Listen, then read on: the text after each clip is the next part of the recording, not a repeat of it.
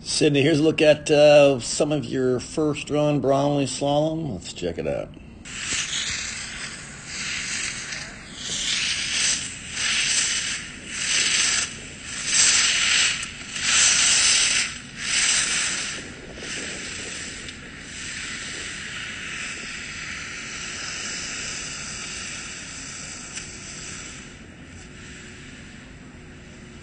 Going up and starting when you know it's done. This Jack was just going to ask me, was it done?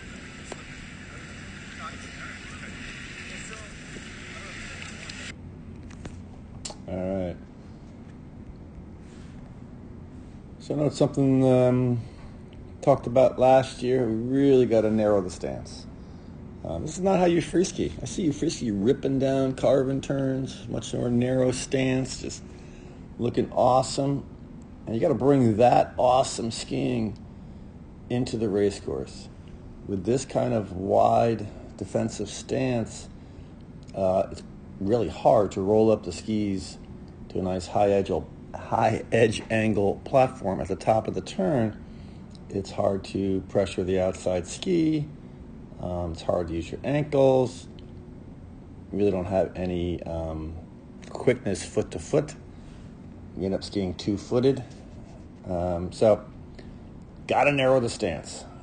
That has to be priority number one. Along the same lines, we can't be as jacked over at the waist.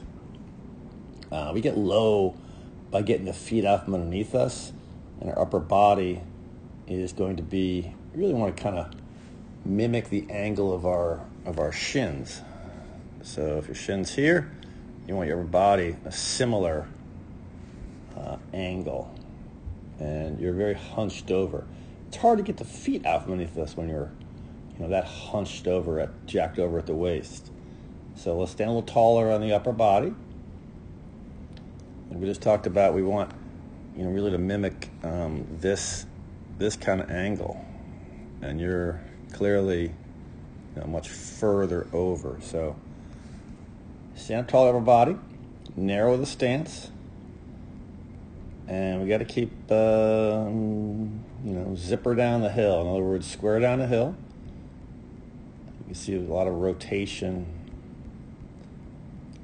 where we're not square down the hill. We're looking for upper and lower body separation.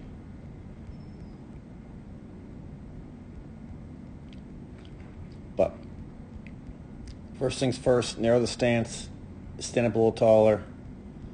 Other things will start to possibly fall into play.